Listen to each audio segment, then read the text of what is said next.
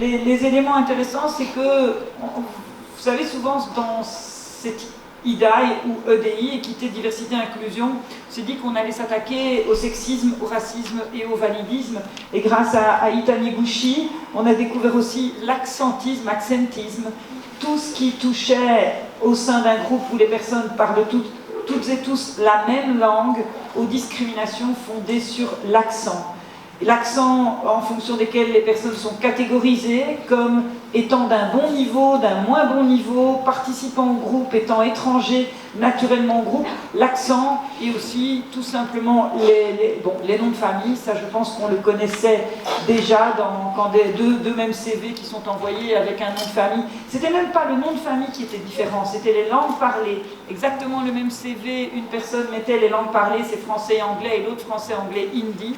Eh bien, la personne qui avait mis hindi dans les langues parlées, alors qu'elle avait une compétence en plus, était beaucoup moins convoquée que la personne qui ne l'avait pas. Aïe nous dit aussi que des personnes lui trouvent un accent japonais, alors qu'elle est née aux États-Unis, a grandi aux États-Unis, a étudié aux États-Unis, et les gens parviennent à lui trouver un accent japonais, mais classent en fonction de l'accent. Toute une série de stéréotypes attachés à l'accent.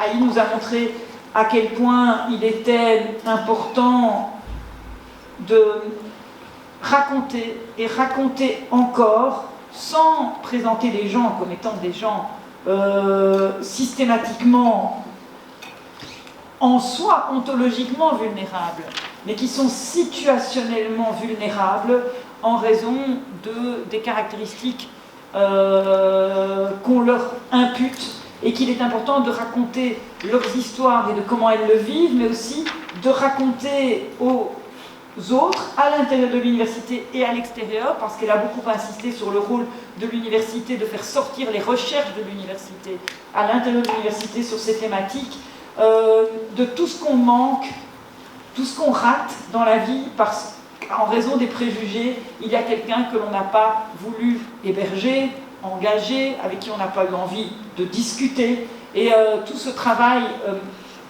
d'éducation, de formation et de sensibilisation. Au-delà de l'éducation, c'est de la sensibilisation par des outils. Aïe utilise notamment l'outil de la bande dessinée pour éviter de vouloir former les gens par des processus lourds, comme un manuscrit de 100 pages ou une capsule vidéo d'encore 20 minutes, et je dis ça alors que j'en fais beaucoup, des capsules vidéo, mais qui vont être considérées comme un outil qui s'ajoute à un quotidien parfois déjà bien rempli. Et bien des planches de bande dessinée, qui sont les planches de bande dessinée qu'elle utilise, fonctionnent assez bien en interne et en externe.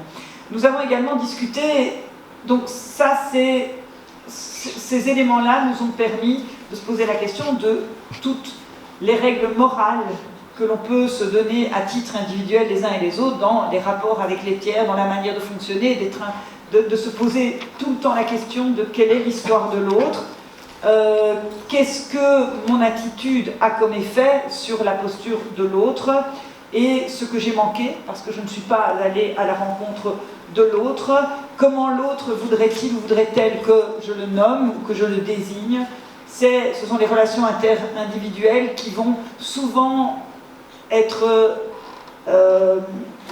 influencées par la règle morale que l'on se donne d'agir de telle ou telle manière. À côté de ça, il y avait évidemment toute la question de l'aspect légal, tout en rappelant que la liberté d'expression reste un principe, mais qu'elle ne peut, et c'est une règle fondamentalement protégée en droit belge, Bernard Nouf nous l'a bien rappelé, mais qu'elle ne se conçoit, que si elle va dans les deux sens, ou dans les trois sens, ou dans les quatre sens, ou dans les 10 sens, que sous réserve évidemment de l'interdit de l'incitation à la discrimination, autant Bernard Nouf nous disait, prononcer une parole, une opinion raciste est un droit, inciter au racisme ne l'est pas, mais c'est aussi fin qu'une feuille de papier de soie entre les deux, et donc tout dépendra du contexte. Et il nous donnait l'exemple de quelqu'un jette une banane par terre sur le trottoir, c'est pas très sympa sur le plan écologique, mais ça n'a pas de connotation. Le jette au milieu d'un stade de foot, quand il y a des joueurs noirs dans l'équipe, il y a autre chose qui se dit. Donc tout dépend du contexte, mais tout en nous rappelant à quel point la liberté d'expression est affirmée comme un principe dans les deux sens, dans tous les sens, qu'elle doit être protégée et qu'il faut rappeler également ses limites.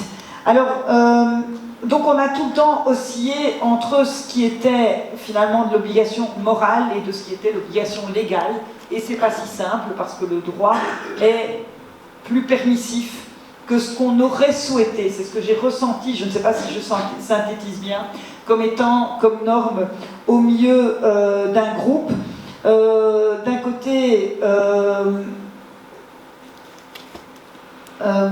et oui, et par rapport à ça, Ai Taniguchi, à nouveau, nous a rappelé à quel point le langage crée le monde et qu'il faut désigne le monde autour de soi et qu'il faut être attentif en permanence à ce langage. Alors, parce que finalement, de toutes ces discussions qui sont allées qui sont pas du tout allées dans tous les sens, mais qui nous ont tiraillés entre obligations personnelles et règles générales imposées, qu'est-ce qu'on pouvait sortir de cela? On a voulu identifier 3 mesures qu'on peut prendre.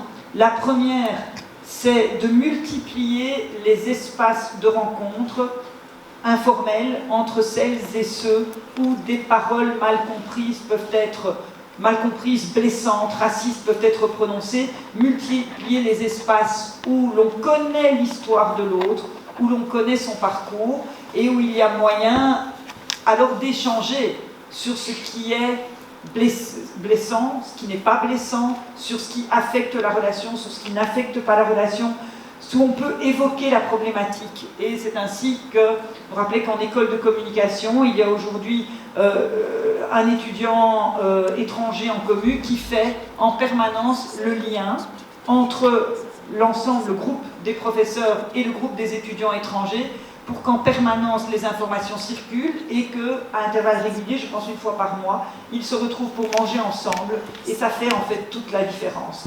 Ça, c'est heureux qu'on dise ça, alors ça peut paraître une évidence, mais le jour de la fête du Placette, ça nous rappelle une fois de plus pourquoi ces espaces sont importants. Deuxièmement, mobiliser les capsules théâtrales dans les auditoires. Je parlais de l'expérience que nous avions vécue à Rotterdam. Des capsules, nous soulignaient les étudiants qui ont participé à la discussion, mais je pense que personne ne contestait ça, qui ne doivent pas être moralisatrices. Il faut finalement que ce soit un safe space, que les gens ne se sentent pas menacés ou en permanence écrasés d'obligations qu'on leur ajoute, des capsules qui ne sont pas moralisatrices, mais qui permettent de sensibiliser par des scénettes théâtrales dans tous les auditoires, des attitudes qui peuvent être blessantes, et parce que quand on les voit comme un miroir, les choses sont différentes, et que ces capsules mettent aussi en évidence ce qu'on disait dans la première, ce que Ai disait par rapport aux histoires, les bénéfices de la rencontre. Les bénéfices et ce qu'on a loupé quand, par une attitude, on a empêché la rencontre. Et troisième point, ça rejaillit sur ce qu'on a fait hier comme exercice, l'importance de doter l'université, puisque la loi permet la liberté d'expression, mais qu'on se rend bien compte, non pas qu'elle est insatisfaisante, parce qu'on comprend aussi pourquoi elle existe, mais puisqu'elle la permet, mais que dans certains espaces contextuels, notamment celui de l'université, il y a des prudences peut-être morales, des règles à établir, et bien de se doter d'une charte qui s'applique à la fois, et peut-être d'abord aux enseignants, à celles et ceux qui enseignent, mais aussi aux étudiants sur comment on se comporte, comment on ne se comporte pas. Et là, ça devient la loi interne à l'établissement. C'est une manière de se comporter, qui est une manière qu'on attend de chacune des personnes qui veut intégrer la communauté universitaire. Donc voilà, des espaces de rencontres informels, des capsules théâtrales non moralisatrices, mais qui mettent en évidence les bénéfices des rencontres, et une charte paraissait un élément qui revenait. Alors pas seulement des savoirs, mais aussi des chercheurs et des chercheuses elles-mêmes et eux-mêmes, tout au long du parcours, que ce soit au moment du départ et du recrutement, sur les conditions de recrutement, sur les conditions du voyage et du séjour, avec la question des familles, la question du fait qu'une personne qui vient ici n'est pas nécessairement bien accueillie et qu'elle est par contre complètement coupée de sa communauté ou en tout cas de sa sociabilité, et que donc il y a une forme d'invisibilisation aussi de la souffrance et des besoins. Il y a aussi une invisibilisation de la difficulté d'avoir accès aux publications, aux fonds, et puis une invisibilisation aussi des productions. Alors on a eu l'occasion, notamment dans un des panels, enfin des ateliers, d'échanger sur les conditions d'accès.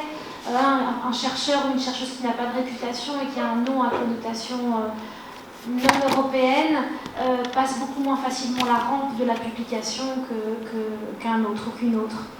Et on a aussi regardé le point de vue des chercheurs et des chercheuses, mais aussi des équipes ou des promoteurs et promotrices qui accueillent, quels sont les enjeux pour ces personnes-là de rendre visible, comment est-ce qu'on rend visible ce travail d'accueil, ce travail de faire équipe quand il y a des trajectoires tout à fait différentes, des aspects de savoir aussi complètement différents, et le fait que finalement ce travail-là, il est aussi invisibilisé parce qu'il n'est pas reconnu comme un travail, le travail de rendre visible, d'accueillir, le travail d'égalité, au fond, dans une institution comme la nôtre, est très très peu visible et valorisé. Alors, quelques mesures dans notre atelier. En fait, on a été très très productifs, on en a eu pratiquement, je crois, 10, toutes très intéressantes. Alors, en tout cas, ce qu'il faut continuer, ou en tout cas, peut-être ce qu'il faut améliorer, c'est justement l'aide à la visibilisation des problèmes d'accès aux revues des chercheurs et chercheurs en mobilité internationale. Comment faire pour qu'il n'y ait pas de filtre? Comment est-ce qu'on peut faire pour qu'il n'y ait pas le filtre aussi du prix, puisque c'est souvent très très cher, et que les bourses ne sont pas nécessairement à la hauteur, il n'y a pas de moyens pour produire, pour publier des revues. Et donc, du coup, il faut améliorer le soutien aux nouveaux auteurs, le soutien aux publications gratuites, les publications éventuellement, et on a cité quelques-unes, des initiatives qui créent des espaces de publication où on peut valoriser en tout cas en premier lieu les écrits des jeunes chercheurs en mobilité internationale ou des autres d'ailleurs. Peut-être une deuxième initiative aussi qui a été évoquée, qui est peut-être un peu plus large, mais finalement ça rejoint aussi un peu ce que tu as dit, Sylvie, c'est que pour que tout le monde arrive et soit dans des conditions d'égalité pour commencer une recherche, c'est de mettre en œuvre des ateliers d'écriture scientifique, des ateliers de biais de genre, mais à destination des promoteurs et promotrices comme des chercheurs, c'est-à-dire de tout le monde. On a cette formation sur la question du harcèlement, mais il y a d'autres problèmes de harcèlement. Il n'y a pas que le problème de harcèlement sexiste, il y a aussi le problème de racisme. Et donc créer des capsules, créer des vidéos, créer des ateliers où on parle à la fois des savoir-faire universitaires et scientifiques, mais aussi des savoir-être, et que ça va ensemble, qu'en fait les deux sont tout à fait liés, nous semble être un message et une bonne initiative à promouvoir. Et puis peut-être une troisième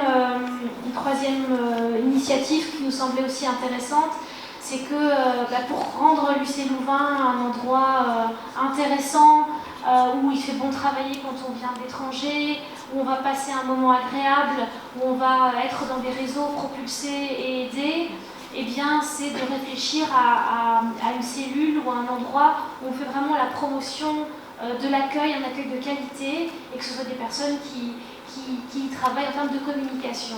Et je voudrais souligner que dans l'année qu'on a passée avec Sylvie, tout le tour qu'on a fait de l'université, on a rencontré à l'administration des relations internationales des personnes absolument merveilleuses qui font un travail incroyable et qui nous semble vraiment devoir être mis en avant et peut-être aussi liés ou renforcés par de la communication qui permettrait justement de valoriser cet accueil et ce travail qui est fait.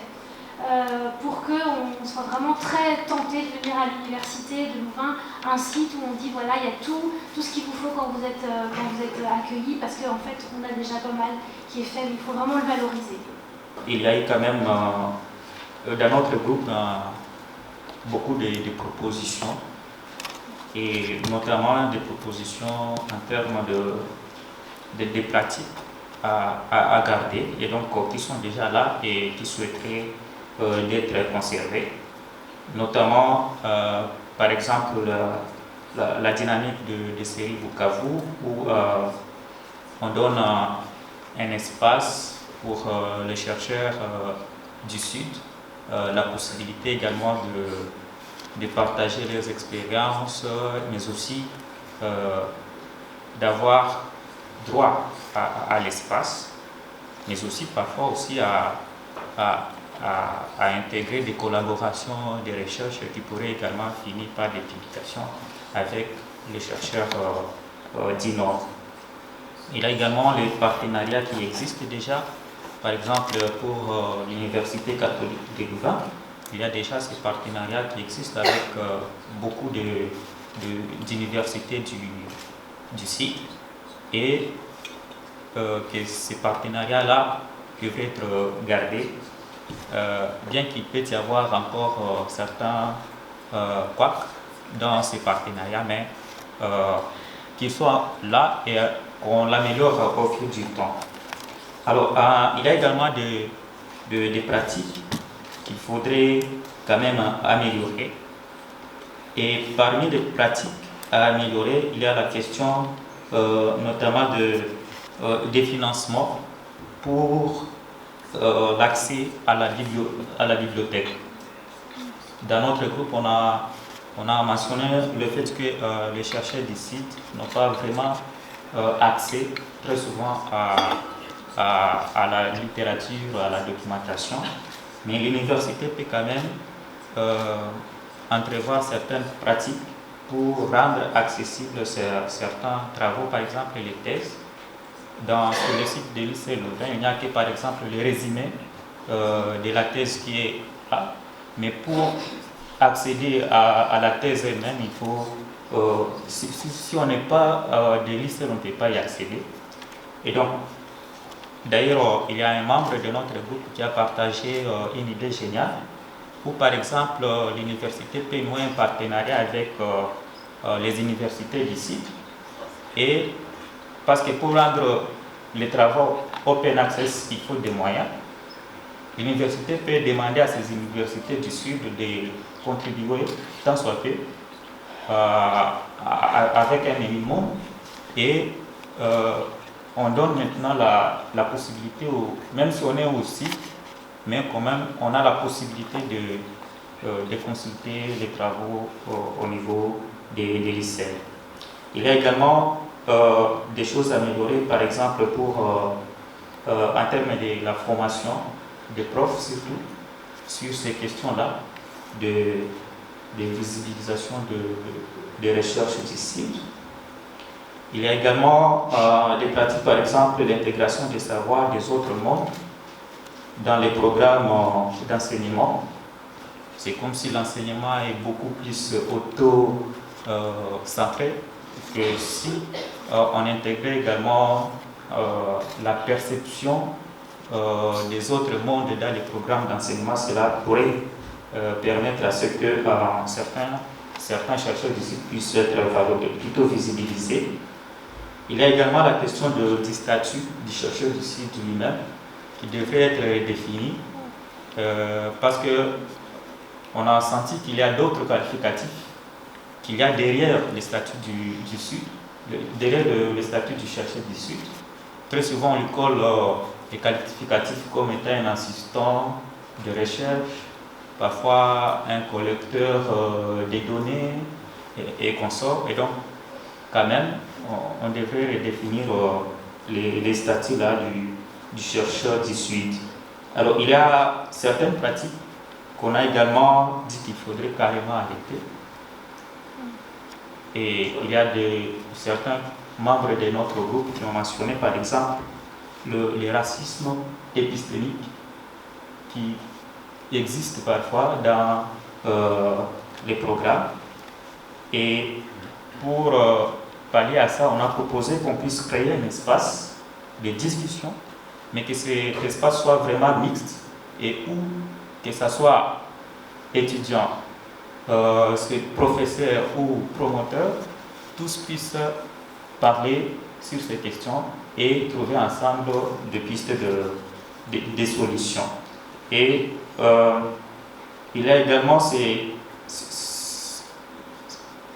stéréotypes racistes, si je peux ainsi les dire, ou des préjugés sur les chercheurs du site, où ces derniers sont parfois définis en termes de leur race ou de leur appartenance, au lieu d'être définis à partir, par exemple, de leur mérite et de leur savoir. Et malheureusement, il y a certains profs qui, par exemple, refusent de travailler avec tel ou tel autre chercheur du Sud, tout simplement à cause de son appartenance, de son origine ou de sa race. Et donc ça, c'est vraiment à stopper. Et pour stopper cela, il y a certaines propositions qui ont été données. Par exemple, créer des cadres d'échange des professeurs avec les universités du Sud. Un professeur, il paraît qu'il y a des universités, plutôt des facultés, où il n'y a pas quelqu'un du Sud qui est dedans. Alors on peut recourir à ces partenariats entre les universités et on fait appel par exemple à un professeur du Sud pour qu'il puisse intervenir par exemple dans les programmes. Il y a aussi parfois, on a proposé aussi des échanges des étudiants. Donc c'est possible que par exemple ils puissent proposer à ce que pour une semaine ou quelques mois, les étudiants de lycée puissent partir par exemple au sud pour assister à tel ou tel autre cours et vice versa, que certains étudiants aussi du site puissent venir ici à lycée pour créer également cette ouverture épistémique dans l'enseignement. Il y a réellement une réelle problématique coloniale et on s'est dit que comme on a imposé maintenant en bac 1 par exemple un cours sur la transition, eh bien on trouvera important aussi dès le bac 1 d'avoir un cours sur les questions de colonialité, du passé colonial de la Belgique et des questions de colonialité. Alors, au niveau de l'enseignement aussi, on a beaucoup parlé de la problématique du travail en sous-groupe, des exclusions qui s'y vivent, des racismes qui s'y vivent, et de l'importance, peut-être pas d'obliger, mais d'inciter le travail des sous-groupes, d'inciter à la formation de sous-groupes mixtes et de donner des grilles de collaboration pour qui puissent aider au travail sur les stéréotypes et le racisme. Au niveau de la recherche, on a beaucoup parlé des pratiques extractivistes au niveau de la recherche, comme étant un mélange de colonialité et de capitalisme. Et à ce niveau-là, pour éviter les pratiques de la recherche, forcément, on a parlé de l'ADRI. Alors l'ADRI, c'est vrai que c'est des personnes extraordinaires, mais l'ADRI est en souffrance profonde depuis 2 ans, avec des personnes en burn-out, sous-staffées, qui n'arrivent plus à remplir leurs besoins tellement ils sont immenses. Donc il y a un problème structurel de financement. Et au niveau des bourses sud, on dit stop aux bourses sud qui sont de 2 ans, 3 ans au maximum, parce qu'on estime que quand le chercheur rentre dans le sud, il n'a pas besoin d'être financé, et c'est souvent là qu'il va faire son terrain et ses données.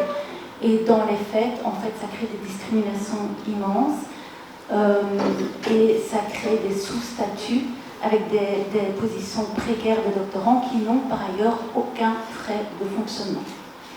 Alors au niveau de la RES aussi, on a parlé des bourses à RES, on a aussi dit stop aux cadres logiques dans les programmes de la RES.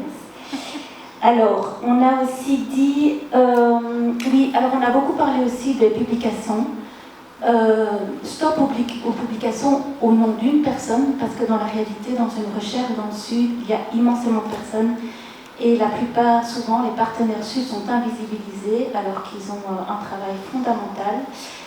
Et donc, on parle de publication, de paternité, de maternité. On a parlé de paternité, donc voilà, juste au niveau de la recherche et des publications. Donc, Et on a aussi parlé du fait que le PI de la recherche soit dans le Sud, afin que ce soit plus un réel partenariat. Et on a parlé également, la question des publications, évidemment, des publications open source et diversifiées, puisque c'est tout à fait l'extractivisme. On va chercher des données dans le Sud, on publie dans des revues qui nous imposent un certain type de pensée, un certain type de public qui sont inaccessibles pour la plupart des chercheurs du Sud. Donc la question de la valorisation, de la diversification des publications, des fonds, de l'aide ou soutien à la publication et de l'open source sont évidemment cruciales. Les services à la communauté de l'université. Parce que nous produisons la science ou le savoir, ce n'est pas seulement pour le monde académique, mais aussi pour changer la gouvernance et les politiques. Mais vous allez voir que certains projets imposent qu'on publie dans des revues qui sont SI. Et souvent c'est en anglais. Par exemple, on voit tous les problèmes qui se passent au Congo, mais les publications d'un projet de 2, 3, 4, 5 ans, tous sont publiés en anglais. Qui va lire ça au Congo? À part les académiques. Et donc on a demandé à ce qu'il y ait assez de moyens, dans la mesure du possible, qu'il y ait aussi, par exemple, traduction de ces travaux dans les langues qui permettent que les gens qui vivent au quotidien les problèmes, les gouvernements qui doivent changer les choses, puissent accéder aux conclusions et aux orientations des travaux de recherche. Merci. Atelier 2. Merci de m'avoir donné cette chance. Placé de tous les organisateurs du rectorat. L'objectif de l'atelier était de réfléchir sur les méthodes et les théories qui peuvent permettre de décoder toutes ces formes de discrimination dont on a parlé depuis ce matin. Et les lunettes, nous les avons portées réellement dans cet atelier et je remercie tous les participants, ça a été très productif. Qu'est-ce qu'il en sort? Il en sort d'abord deux présentations, deux approches différentes ou deux perspectives différentes. Une équipe d'historiennes, principalement, qui réfléchissent sur les approches post-coloniales, mais aussi les rapports de subalternes. Et tout cela en anglais, Subaltern Studies and Post-Colonial Studies, qui nous ont permis de réfléchir sur nos réalités au quotidien.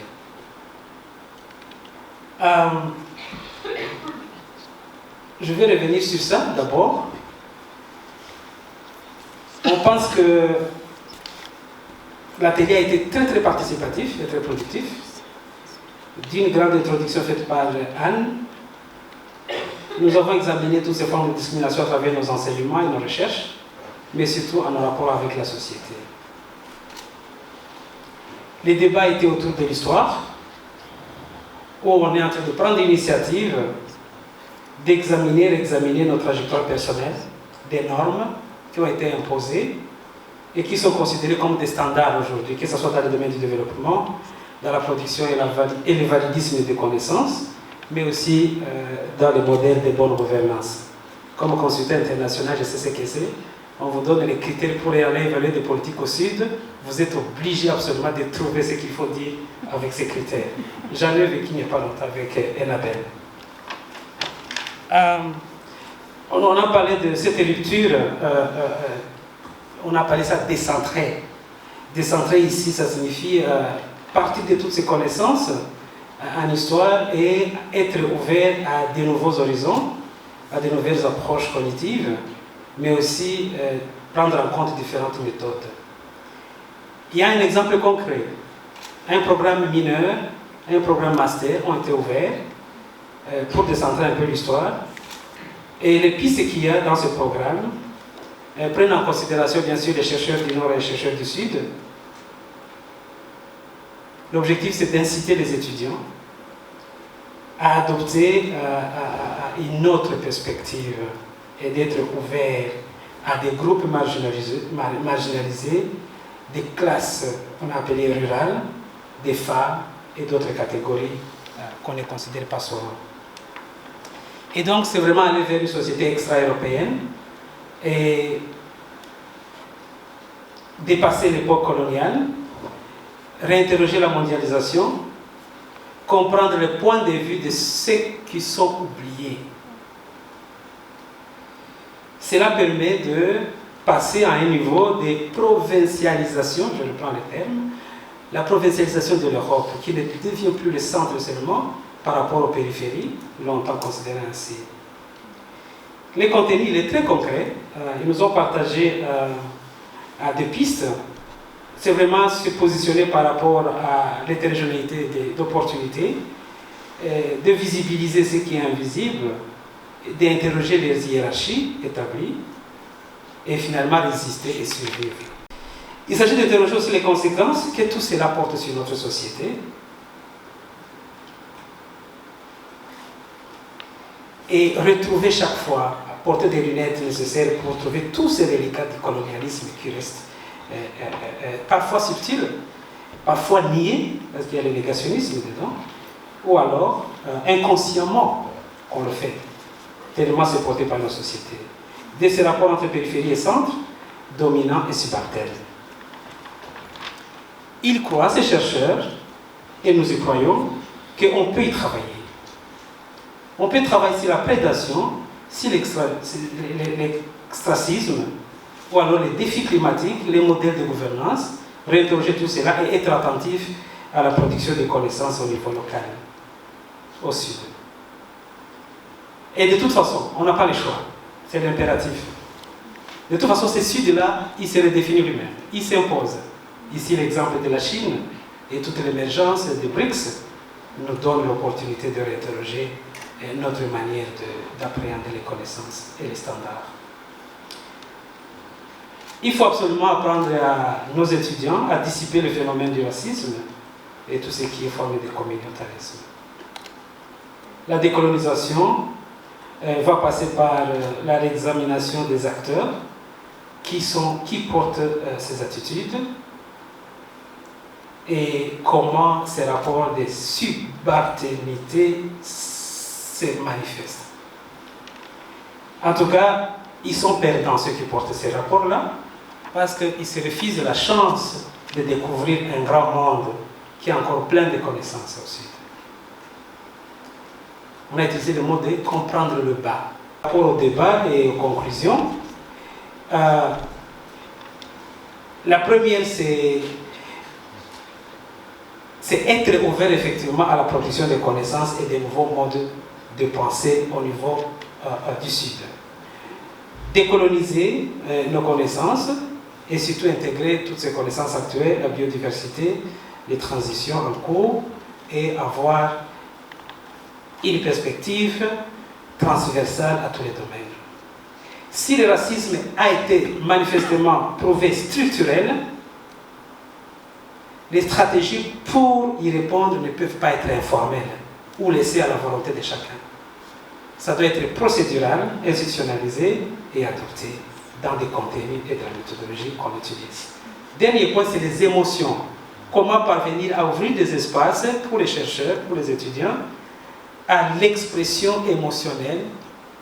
Et c'est une approche particulière et donc être ouvert à des sociétés civiles, à des organisations qui puissent nous donner des approches nouvelles qui permettent à ceux qui n'en parlent pas de pouvoir en parler et d'accepter d'intégrer l'émotionnel dans notre approche.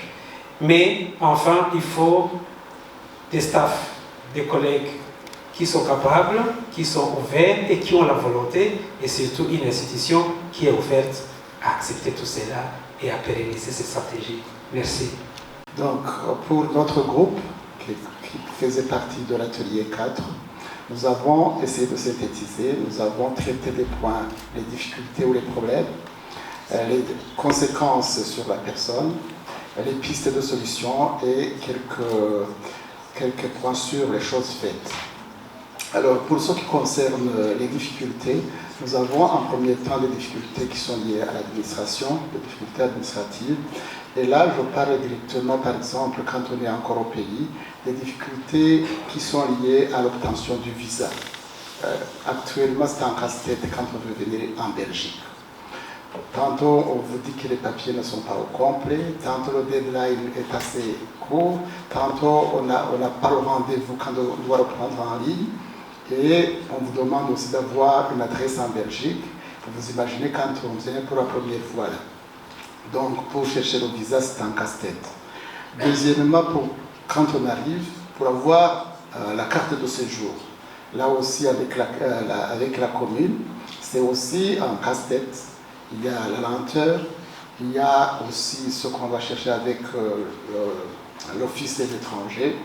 Il y a, quand on doit avoir les documents, ça prend beaucoup de temps et probablement on vous exige autre chose et vous n'avez pas le droit d'avoir les autres avantages que vous devriez avoir. Alors ça devient un casse-tête aussi. Alors on revient sur la prolongation du titre de séjour une fois que ce qu'on a donné est terminé. Très souvent, on a assez d'informations où il y a des informations qui sont différentes. Et là, ça devient encore un casse-tête pour celui qui doit renouveler. Et à un certain moment, c'est passé et il est renvoyé. Et on revient aussi pour quelqu'un ou d'autres qui viennent à ce qu'on appelle la formation sandwich, les doctorats qu'ils font dans les deux pays. À un certain moment, quand vous devez revenir, c'est comme on n'avait rien. Donc vous recommencez à zéro et ça devient encore perpétuel. On ne dit pas si on est prêt à venir ou si on vous donnera. Même si vous êtes rentré plusieurs fois, il y aura toujours des motifs pour vous ne pas vous donner le visa le plus tôt possible. Alors, revenons maintenant sur ce qui est l'inscription à l'ICR aussi. Très souvent, on remarque qu'il y a un manque de flexibilité. Et très souvent aussi, on vous demande des documents et quelquefois ces documents sont déjà donnés ou on vous demande autre chose. Là, ça devient aussi un casse-tête pour les gens qui demandent. Et il y a aussi cette démultiplication des documents. Revenons maintenant sur la candidature à des formations. Et là aussi, on vous exige d'autres choses et le traitement n'est pas assez équitable. Les uns sont refusés, on ne connaît même pas le mobile du refus. On ne vous explique pas. Revenons actuellement sur ce qui concerne le logement quand on est là. Actuellement aussi, c'est un casse-tête quand on cherche un logement, quoique on demande cette adresse en Belgique avec le logement. Quand on veut venir ou quand on arrive ici, mais vous savez, vous ne pouvez rien avoir si vous n'avez pas l'adresse. Alors là, ça devient encore un casse-tête pour celui qui vient étudier. Revenons maintenant sur l'accueil qu'on doit faire en ce moment-là, avec ce service d'inscription, ou même quand on arrive avec le logement, quand on l'a eu, à un certain moment, on est traité un peu d'une façon qui n'est pas convenable, qui n'est pas humaine. Alors, avec cet accompagnement, c'est vrai, il y a des centres pour accompagnement, mais à un certain moment, on a remarqué que les gens qui ne sont pas boursiers ne sont pas accueillis comme il faut, parce qu'à un certain moment, si on n'est pas boursier, on doit payer soi-même. Alors, les étudiants qui viennent sans bourse, ça devient un casse-tête. Alors, revenons maintenant sur le problème de communication aussi, qui a été souligné. Pour avoir trop d'informations ou manque d'informations, et là, ça se joue un peu partout, que ce soit au niveau de l'inscription ou après inscription, il y a toujours des difficultés, ce qui ne laisse pas intacte la personne qui cherche ses avantages. Il y a un autre problème, on en a déjà discuté, le racisme, ça existe, mais on est aussi, là je ne reviens pas, je ne discute pas sur ça, et on aura aussi des problèmes d'ordre technique quand on est déjà étudiant ou quand on veut avoir des comptes ou autre chose, de toute façon technique, avec les notes, avec l'intégration, tout ça, ça fait aussi des problèmes un peu difficiles. Alors, pour ne pas tout dire, je reviens maintenant au deuxième point qui concerne les conséquences pour les personnes qui subissent tout cela. Je ne rentre pas en détail, vous comprenez combien c'est frustrant quand on arrive dans ces situations. Très souvent, on se sent rejeté et on a très souvent aussi des problèmes au niveau des études. Là, le stress vous prend et vous sentez comme vous perdez votre dignité. Ça veut dire que vous commencez de douter de vous, mais aussi vous doutez de votre formation initiale, ce qui peut, à un certain moment, peut être très difficile. Alors, quelles sont les pistes alors qu'on a explorées? Déjà, on a dit que quand même, il y a des rencontres qu'on peut faire avec les instances publiques, ça peut alléger ces démarches, mais aussi on peut conscientiser les personnes qui sont des employés de l'ICR, ou même les étudiants, pour qu'ils prennent conscience de tout cela, et ça pourrait aider. Alors, il y a aussi, pour la question d'information, on peut essayer d'identifier déjà les meilleurs canaux qu'on peut utiliser. Alors, là aussi, on ne pourrait pas, probablement, dans ce sens, je risque de prendre beaucoup de temps aussi, hein, parce que je disais que j'allais un peu plus vite. Alors, je reviens directement sur... alors, il y a des points sur lesquels on peut revenir aussi, sensibiliser à la culture académique. Il y a des gens qui ont déjà dit cela, mais aussi créer un espace de discussion pour certains problèmes. On a déjà dit ça dans d'autres groupes, je ne reviens pas, mais aussi avoir un centre d'accueil pour des questions pratico-pratiques. Si ce n'est pas seulement le placette, on peut avoir aussi un autre centre ou essayer d'améliorer le centre qui existe.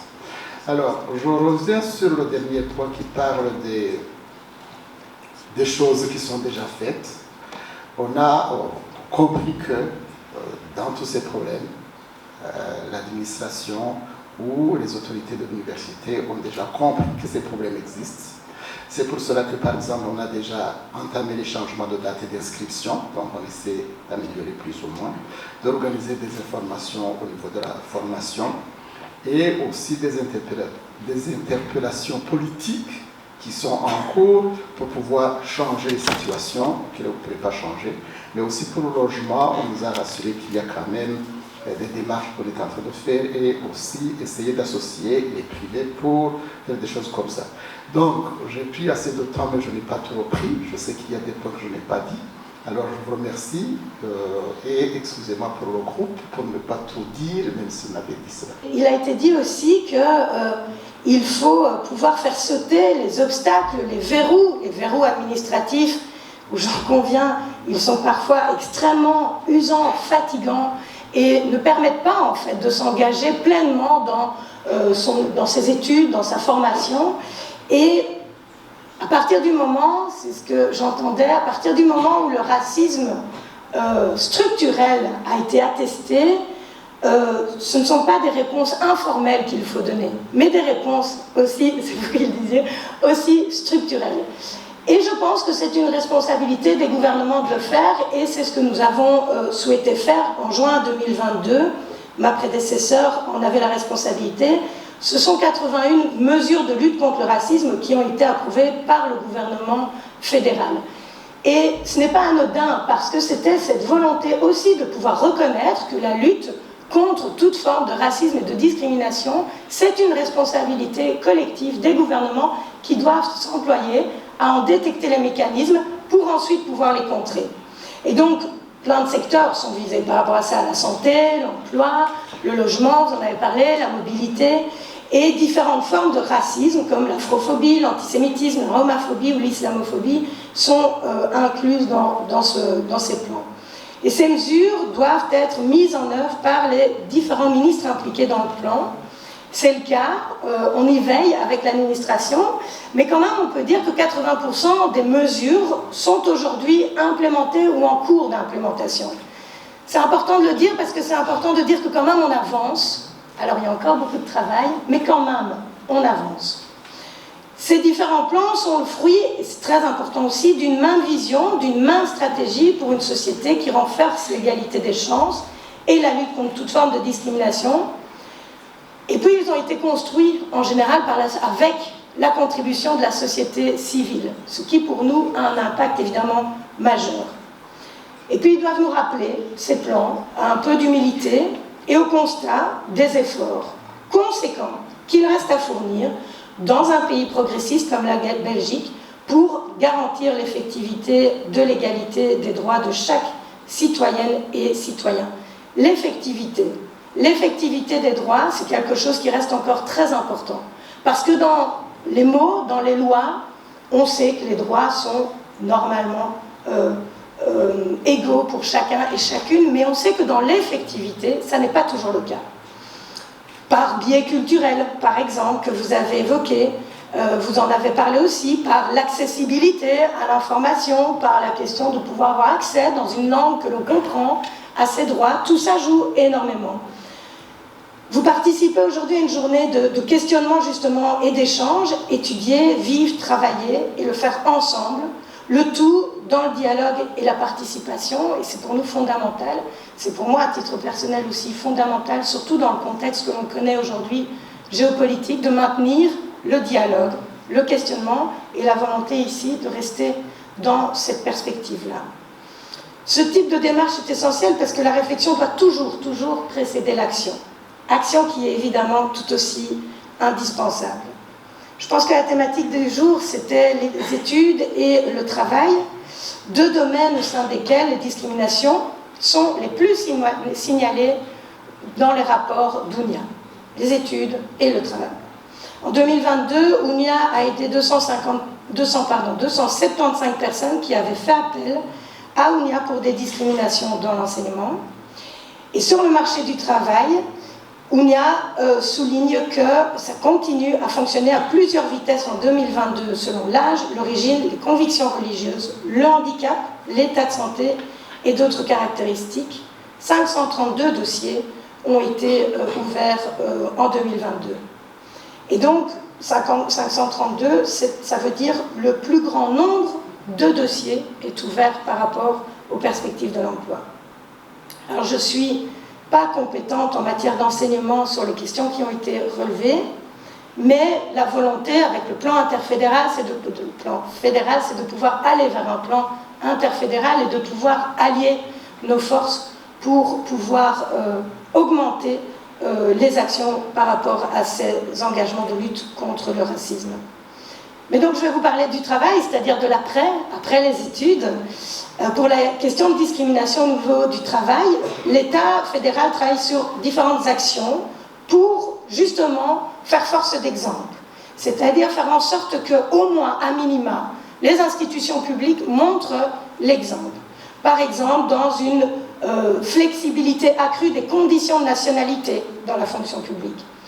Dans l'image, l'analyse, le monitoring sur l'étude de la diversité dans l'administration fédérale, dans les plans stratégiques de diversité visant à rendre les administrations exemplaires, et par exemple sur un fait très concret, ce qui me permettra de passer au thème suivant, sur la sélection, le jury de sélection pour le top management des administrations, où à l'initiative de la ministre Petra de Sutter, une mesure importante a été prise pour faire en sorte de rééquilibrer les jurys, en espérant ainsi inciter à un meilleur équilibre et une meilleure diversité également dans le recrutement, et d'éviter ce qu'on connaît assez traditionnellement et classiquement, la sélection entre pairs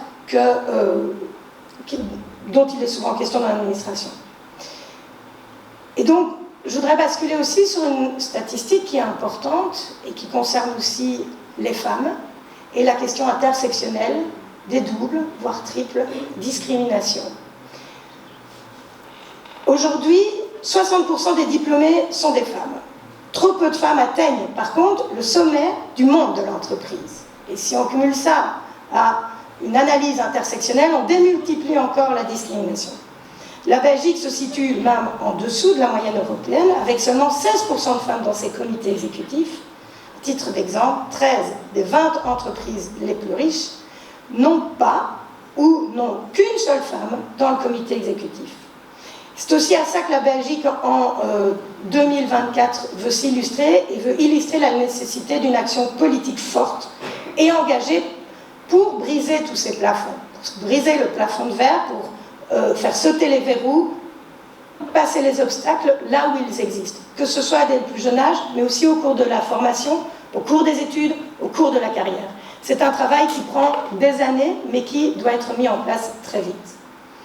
Alors évidemment, ce n'est pas dans mes compétences de proposer des quotas dans le domaine de l'enseignement supérieur ou universitaire. Néanmoins, certaines facultés se sont interrogées justement sur les motifs. Et ces études sont très intéressantes, pour lesquelles si peu de femmes en fait se retrouvent aussi dans des postes académiques décisionnels. Et là aussi, on constate qu'il y a des mécanismes qui entravent la progression des carrières académiques des femmes. Et là aussi, des études d'analyse sur les volets intersectionnels existent. Toujours en matière d'égalité, je voudrais aussi évoquer l'attention particulière que l'on a pour les étudiants LGBTQIA+. Parce que les études supérieures marquent le début d'une période d'émancipation forte et importante. Et pour cette raison, nous continuons à soutenir les associations d'étudiants et d'étudiantes qui permettent à tous les jeunes de se sentir bien, quelle que soit leur orientation sexuelle ou leur identité de genre. Et nous avons voulu mettre des financements structurels en place parce que l'on sait aussi que c'est une difficulté qui est internationale et que les droits en faveur des personnes LGBTQIA+, sont aussi des raisons pour lesquelles on n'est pas toujours en sécurité là où on vit. Nous voulons faire en sorte qu'en Belgique, cet espace soit un espace où on se sent bien, tel qu'on est, et en sécurité. Donc les politiques d'égalité hommes-femmes, comme l'égalité des droits pour les personnes LGBTQIA+, nécessitent encore et toujours une attention renforcée. Le cadre des inégalités, lui, plus large, comme le rapport d'UNIA nous le rappelle, et supprimer toutes les discriminations liées à l'origine ethnique ou à tout autre critère de discrimination doit être porté par toutes et tous au quotidien. C'est pourquoi il était important pour moi d'être ici, parce que je sais que c'est un travail que vous menez aussi là où vous vous situez. On a voulu améliorer les lois antidiscrimination et introduire ces critères. Aujourd'hui, ils y sont dans les lois antidiscrimination, ces critères d'intersectionnalité et de discrimination multiple. Je le dis non pas pour faire la publicité de notre travail, mais pour faire la publicité de l'existence, aujourd'hui, de la prise en considération de ces discriminations de manière multifactorielle, intersectionnelle ou multiple. J'en suis persuadée, la diversité sur le plan des critères dits ratios des sexes, de l'âge et du milieu culturel crée une combinaison stimulante et innovante, ça a été dit aussi, favorisant une culture académique riche et positive. Encourager une véritable diversité, une véritable inclusion dans toutes les strates de la société présente de nombreux avantages, et on le sait, parmi lesquels un plus large éventail de compétences et d'expériences qui favorisent un enrichissement mutuel. Je voudrais terminer sur ce que je viens de dire par un exemple très concret. Vous savez que nous terminons cette année la décennie des personnes d'ascendance africaine, et nous avons voulu mettre au programme de la dernière année un certain nombre d'actions, de moments de rencontre et cet apport de la diversité culturelle. Et donc j'en profite par une petite publicité, puisque le 24 octobre, on organise un colloque justement sur l'héritage et la contribution des personnes d'ascendance africaine. J'espère que vous avez reçu l'invitation, sinon je peux vous la donner tout à l'heure. Mais je voudrais surtout saluer le travail de qualité que vous effectuez au quotidien, toutes et tous. 50 ans, c'est pas rien. Ça veut dire qu'il y a 50 ans déjà, vous entamiez ce travail et qu'il était déjà essentiel et que les enjeux étaient différents, mais tout aussi importants. Les étudiants internationaux sont clairement porteurs d'une expertise précieuse que vous valorisez et qui nous permettent une meilleure compréhension du monde et des enjeux de société. Au travers de l'invitation au colloque et pour faire résonance avec ce qui a été dit, je voulais encore dire une dernière chose, c'est que vous êtes les bienvenus au colloque. Et l'objectif d'un gouvernement, c'est de faire en sorte que chacun, chacune se sente respecté dans la dignité et que nous puissions nous sentir bien ensemble. Ce sont des mots qu'on entend souvent, mais ce sont des mots qui résonnent très fort aujourd'hui.